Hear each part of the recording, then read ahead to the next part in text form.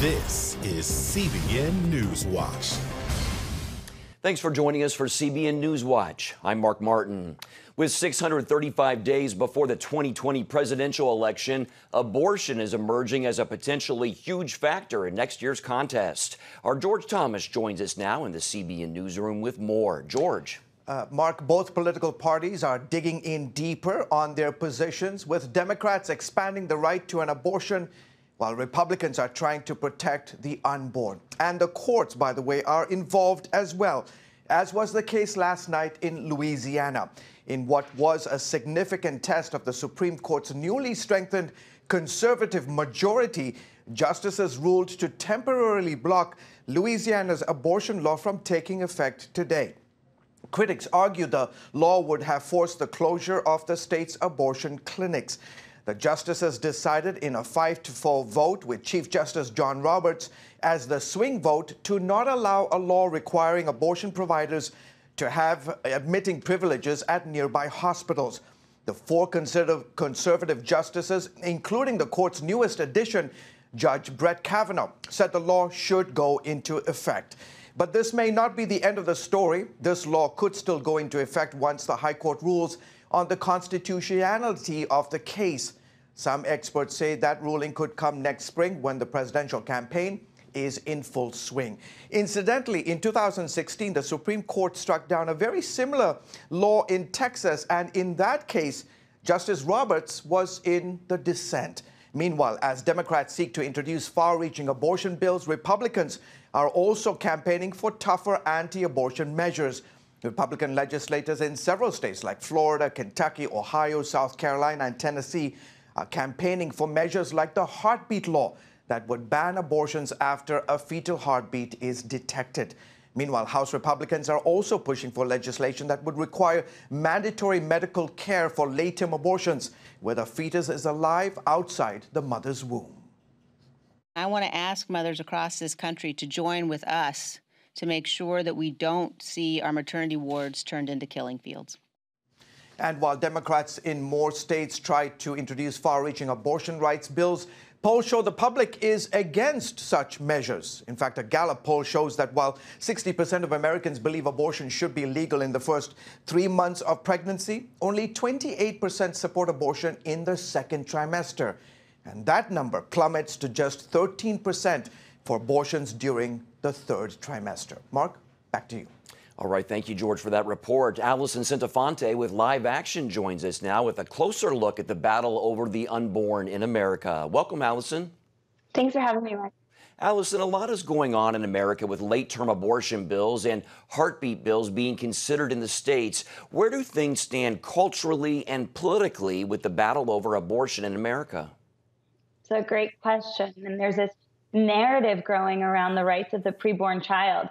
Just given New York Governor Cuomo's recent comments and Virginia Governor Northam's comments about abortion through all 9 months, we're having people wake up to the reality that there is an agenda here on the left from pro-abortion communities and demographics to allow for abortion through all 9 months.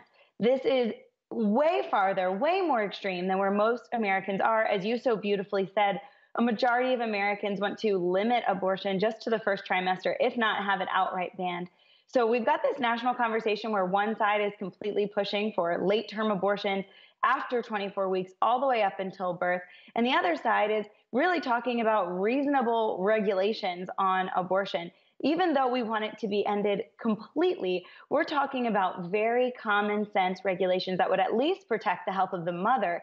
Things like admitting privileges for the doctors, ensuring that these are safe and inspected facilities, and yet at every turn, we are pushed back by a pro-abortion lobby that just puts abortion and the profit that they make from it above the health of women. Allison, a lot of these pro-abortion measures in the states are based on concerns by pro-choice lawmakers and lobbyists that Roe v. Wade could be overturned now in the Supreme Court. Your thoughts on that and the legal battle over abortion? Sure, absolutely. What we're seeing states do in promoting late-term abortion, promoting abortion through all 9 months in their state laws, is they're preemptively seeing that Roe v. Wade could be overturned. And I'm glad it started a conversation for people to realize that if and when that day comes, which I hope it does, that this will not ban abortion in our country. It would instead turn it back to the states and allow states to decide. So you would see some states like New York choose to go through all 9 months maybe, but you're going to see other states that are going to be much more careful and measured about the way that they handle this situation. What we just saw happen in Louisiana is outrageous. Louisiana should be able to allow abortionists to have admitting privileges. They should be able to up their health and safety standards for their abortion facilities. The Supreme Court just created a stay on that, so we're hoping that they grant cert and we'll review that. But states like Louisiana are going to ask for basic common sense measures to protect women. And hopefully, as that's happening, we continue a conversation that points to life in the womb and protects the babies as well. And quickly, how about the pro-life movement? We saw on Live Action's website that millennial pro-lifers say their generation will be the one to see an end to legal abortion in America. Are you encouraged? I'm really encouraged. I've seen so many hearts and minds be changed just in the last couple of weeks, Mark, on this issue, because it's driven people to find information on both the abortion procedure, which we know our studies show that when people know about the abortion procedure, it changes their mind. So I encourage people to go to abortionprocedures.com and see that medical animation for themselves. And secondly, when you see and learn about the abortion providers, Live Action has been inside these abortion clinics and many of these notorious late-term abortion clinics and have documented the way that these abortionists treat pregnant women. That changes people's minds. And I'm seeing a lot of people get inspired and activated, plugged in and organizing around this as the greatest human rights issue of our time, which it is. All right, Allison Centofonte with Live Action. Thanks for your insights, Allison. Thanks for having me, Mark.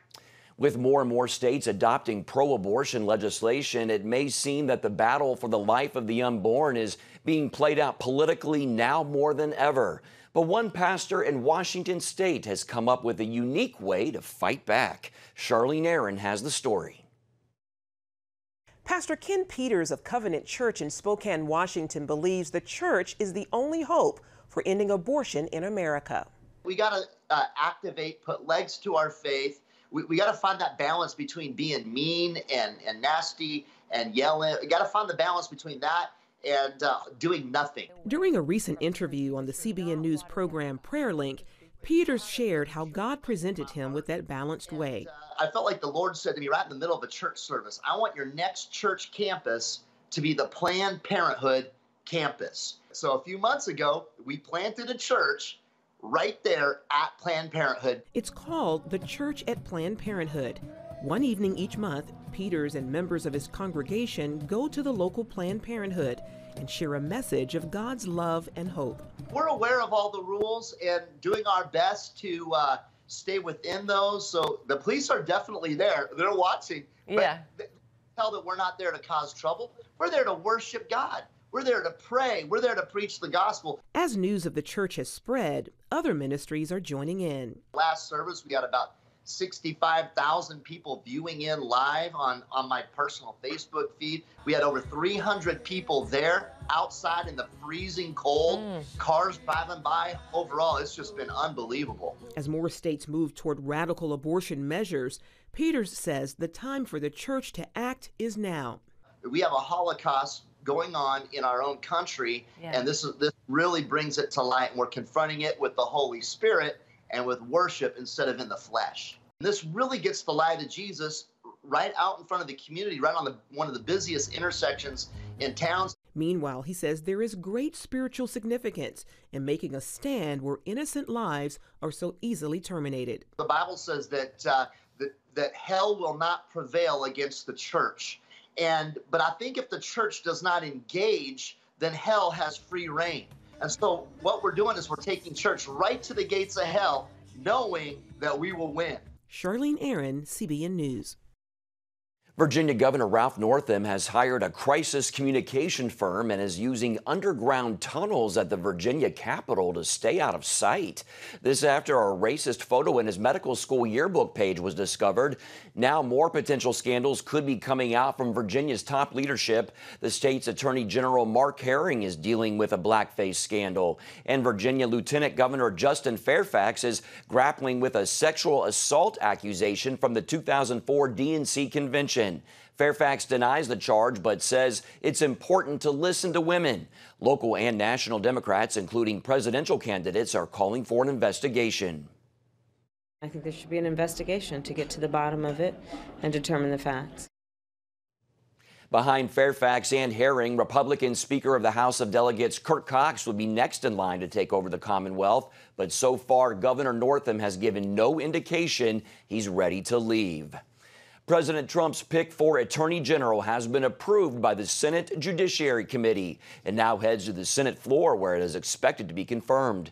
William Barr's nomination has been widely opposed by Democrats, many asking for a stronger commitment from him to fully release Special Counsel Robert Mueller's final report. Barr says he will release as much as he can under the law. Acting U.S. Attorney General Matthew Whitaker says he has not interfered in any way in the special counsel's Russia investigation. Whitaker made those comments during a heated hearing of the Democrat-led House Judiciary Committee today. The acting Attorney General also says he has not discussed the investigation with President Donald Trump or senior White House officials. Whitaker has been overseeing Robert Mueller's investigation after deciding not to recuse himself. Our team in D.C. will have more on the latest in Washington on tonight's Faith Nation. You can catch that right here on the CBN News Channel. White House senior advisor Jared Kushner will be headed to the Middle East later this month to push for peace. Kushner will make stops in Saudi Arabia, Qatar, and the United Arab Emirates to present details of the president's economic Middle East peace plan. According to Politico, the plan will in part create economic incentives for Palestinians. It is a plan that Kushner has been overseeing for nearly 2 years. The White House is preparing to release what it hopes is a finalized peace plan for Israel and the Palestinians. Israel and the world lost a champion of Jewish-Christian relations this week. Rabbi Yechiel Eckstein, founder of the International Fellowship of Christians and Jews, was laid to rest Thursday. Hundreds came to pay tribute to Eckstein. Mourners included U.S. Ambassador David Freeman, Knesset member Yehuda Glick, and former Jerusalem Mayor Nir Barkat. He was a man who understood the true hardships and challenges that exist for us and the distress in the state of Israel, and how to open the hearts of millions of donors around the world. Rabbi Eckstein started the International Fellowship of Christians and Jews in 1983. He is survived by his wife, 3 daughters, and 8 grandchildren. You can see a full report on the funeral honoring Eckstein's life tonight, plus much more news from the Middle East on the latest edition of Jerusalem Dateline on the CBN News Channel at 9:30 Eastern. Coming up, we take you inside Syria, where ISIS is fighting tooth and nail to stay, and innocent civilians are fighting to survive. CBN presents The I Wills of God, your path to overcoming fear and anxiety. We're going to talk about some of the incredible promises God has made to His children. In Pat Robertson's newest teaching, you'll discover the I Wills of God. I will rescue him, protect him, answer him, be with him in trouble, deliver him, honor him, satisfy him with long life, show him my salvation, and see amazing stories of God's promises in action. What I felt was loved and treasured. God spared my life twice in 3 days. The good Lord had given me a second chance. Break free from stress and despair. The Lord doesn't want you to live in fear, but to know the rewards given to those who love God. Call 1-800-700-7000 or visit CBN.com. The I Wills of God, your path to overcoming fear and anxiety. Hello, I'm Terry Newsom. Did you know there are more than 148 million orphans in the world today? 148 million. But it was 3 little girls that taught me about the plight of orphans. My husband and I spent nearly a month immersed in the daily activities of a Ukrainian orphanage as we waited to adopt 3 sisters. I saw firsthand the utter loneliness, the pain of rejection, and the overwhelming desire to be loved. That experience changed me forever. And out of it grew a ministry from my heart called Orphan's Promise. Today, we're helping orphans and vulnerable children in more than 50 countries worldwide. Thousands of children are now in safe homes. They're being educated, and they're learning life skills. I'm asking you to join with me and become family to these children. Will you call the number on your screen right now? Because every child deserves a chance to be happy. The U.S. military is preparing to withdraw all its troops from Syria by the end of April. That's according to the Wall Street Journal. And the military plans to pull out nearly 2,000 forces by mid-March. Earlier this week, President Trump predicted that ISIS will lose all of its land in Syria and Iraq by next week. However, there is concern on Capitol Hill that a withdrawal would leave Syria open to an attack from Turkey. CBN News contributor Chuck Holton joins us now to share more about what is happening in Syria after getting a firsthand look himself. Chuck, thanks for being with us. Hey, glad to be here. It's a pretty messed up situation over there right now. I just came back from Syria, and over the last several days, I've been out with the Free Burma Rangers aid organization as they've been treating civilians that are fleeing that last enclave of ISIS. And really trying to keep them alive long enough for them to get to the IDP camps where they can get some treatment. Now, you spent some time just a few feet away from ISIS-held territory. What was that like? What's your assessment? Well, they are holding on for all they're worth, and they are trying very hard to use civilians as human shields. So even though they're down to like a 2 square kilometer area, there could be up to 10,000 civilians in that small area. And so the United States has worked with the coalition partners, the Syrian Defense Forces, to create kind of a humanitarian corridor and say, look, you can get your people out through this corridor, you let them leave, and we won't bomb until we'll give you some time to let those people out. So ISIS has been sending many of their wives and children out, and the civilians that are trying to leave, we're being told, have to pay ISIS for the privilege of leaving. And if they don't pay, then they get shot up as they try to escape. And so we've been treating people over the last several days with just horrific injuries from gunshots, mortars, grenades, things like that. And we're talking women, small children, and everything else. Yeah, we're seeing some of the beleaguered children there just now. Very compelling shot. Talk a little bit more about the civilians. What type of assistance is being provided for them? Well, that's just it. There's a real humanitarian gap between the front line and the first IDP camp, which is about 4 hours away from the front line by bus. And so in that area, you're talking about just vast stretch of Syrian desert. There's no way for them to get from here to there and get any kind of care or assistance in the meantime. So as we were in there right up close to the front line, these people were coming out. They're starving. They're hungry. Many of them are wounded, and they have no possible way of getting where they need to go. And so they're just hobbling, walking, whatever vehicles they can find. So they're having to spend the night out there in the Syrian desert. And let me tell you, I was sleeping on the ground out there, and it is cold. It got below freezing every night. And the people are literally freezing to death because they have no blankets, they have no mattresses. Imagine you and your children just sleeping on the ground after having no food or anything for days and days in 30-degree weather. That's what we're talking about. Yeah, we need to pray for those people, most definitely. Do you think that President Trump should be pulling out troops now? What's your take? Well, my take is in talking to the SDF fighters and in actually talking to some ISIS fighters who have given up, what they're saying is that they're joining forces in Syria, in Turkey. So many of those ISIS fighters are escaping, and they're going north, and they're crossing the border into Turkey, and they're shaving their beards and putting on Turkish uniforms, and now they're Free Syrian Army fighters. So they were ISIS, now they're FSA, ostensibly fighting ISIS. It's a very complex battlefield, but we have to understand that Turkey is not our friend in this, and we cannot trust Turkey to wipe out ISIS. Okay, well, we definitely need to pray for our leaders, including President Trump as well, to make the right decisions. Chuck Holton, thanks so much for your time, and please stay safe. Sure thing, Mark. Coming up, we'll take a look at this week's top trending stories from FaithWire. Back in a moment.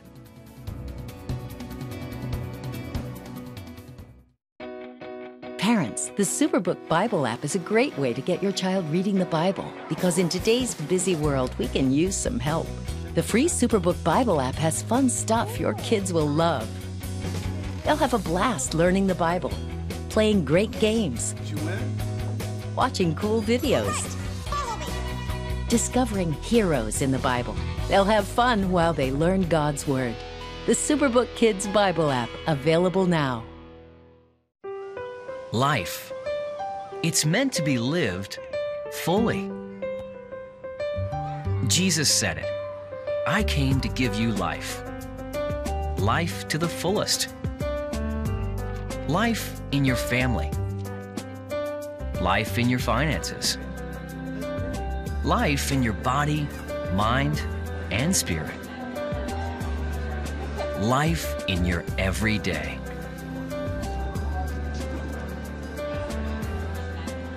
At CBN.com, we're taking what Jesus said seriously. We're here to help you discover life. Life. Live it fully. CBN.com.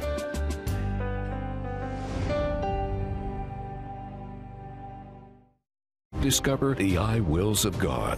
I will rescue him, protect him, answer him, be with him in trouble, deliver him, honor him, satisfy him with long life, show him my salvation. What I felt was loved and treasured. God spared my life twice in 3 days. The good Lord had given me a second chance. Call 1-800-700-7000 or visit CBN.com. The I wills of God, the latest teaching from Pat Robertson. Welcome back to CBN NewsWatch. Joining us now, CBN's Jessica Chaco and Dan Andros to bring us this week's trending stories from FaithWire.com.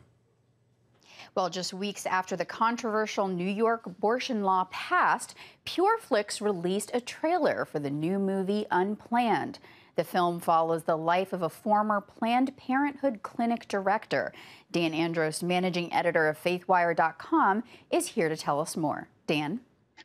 Yeah, the timing is pretty amazing for this movie, considering all of the news that's happening right now with these late-term abortion bills. And the movie follows Abby Johnson, who was really climbing up the ranks in Planned Parenthood. She was a spokesperson on many issues for them, and she oversaw and helped or assisted in one way, shape, or form or another 22,000 abortion procedures. And so she really thought, like many people in the abortion industry do, that she was just helping women and helping them, obtain their health care access. And that's the sort of wording that is used even with the employees there. And everything changed for her one day when she actually, after all these years of doing this work, finally went into the back room and watched and sat in on a procedure and watched it via ultrasound. And it just mortified her, and it was like the veil was torn, and she just realized what was actually going on. And you can imagine what you would feel like after being part of that, thinking you were doing something good for all those years, to find out you were doing something and helping something that was really horrific. So she has since then turned a 180 and now is completely advocating against Planned Parenthood and the abortion industry. And this movie chronicles her testimony and her story, and it's check out the trailer over at FaithWire. It is a very powerful trailer. Well, Unplanned arrives in theaters nationwide on March 29th. Check out pureflix.com for local listings. Next up, an Indiana family decides to foster 3 U.S. veterans while taking care of their 6 children. Dan, 3 veterans and 6 children. That is incredible. This must be an amazing family. Yeah, they need to be sainted or something. I don't know what needs to be done, but these people are amazing. They already have 6 kids. All of them are under 14. So I have 4 kids under 13, and it's crazy town. So I can imagine their house is a bit busy. So to take on these 3 veterans and foster them is really a cool thing. And they say their family is growing leaps and bounds from this. It's Sarah and Troy Ruffing, and their 6 kids, and there's a program through the VA that allows these veterans in certain cases to, avoid having to go to a nursing home when they have family no longer able to care for them. And these 3 veterans, in this case, ended up at these people's home, and they do everything 24/7 care. They, feed them, clean them, whatever they need to have done, whatever they need help with, the family does. And they just say that they're like one big family now. It's like having grandparents in the home, and it just sounds like a win-win for everyone. And it's a really cool thing.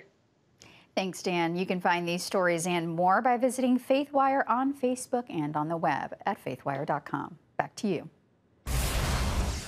Coming up, churches around the world are coming together to give people with special needs the night of their life. We'll have this inspirational story when we return. When you give, smiles grow bigger. When you care, homes are happier. When you comfort, the hurt goes away. When we all come together to love, miracles happen. Hello, I'm Terry Newsom. Did you know there are more than 148 million orphans in the world today? 148 million. But it was 3 little girls that taught me about the plight of orphans. My husband and I spent nearly a month immersed in the daily activities of a Ukrainian orphanage as we waited to adopt 3 sisters. I saw firsthand the utter loneliness, the pain of rejection, and the overwhelming desire to be loved. That experience changed me forever. And out of it grew a ministry from my heart called Orphan's Promise. Today, we're helping orphans and vulnerable children in more than 50 countries worldwide. Thousands of children are now in safe homes. They're being educated, and they're learning life skills. I'm asking you to join with me and become family to these children. Will you call the number on your screen right now? Because every child deserves a chance to be happy. Hello? Is this thing on? Hey, kids, do you love games? And do you love discovering things? Well, do ya? Then you're gonna love this. It's the new free Superbook Kids Bible app. You can play games, watch videos, find answers to your questions, and a whole lot more. The new Superbook Kids Bible app. Free downloads available on iTunes and Google Play now. More than 600 churches from around the world are set to host a special prom honoring young adults with special needs and disabilities. The event is called Night to Shine and was created by former NFL quarterback and current professional baseball player Tim Tebow. It's described as an unforgettable prom night experience centered on God's love for people ages 14 and older with special needs. Some 100,000 honored guests will attend the prom, which is celebrating its 5th year. Night to Shine is scheduled for Friday night around the globe. Oh, that's awesome. It gives me chills. What a great work of God. Well, you can find more of our exclusive coverage of the issues you care about most at cbnnews.com. Hope you'll join us next time. Have a great day.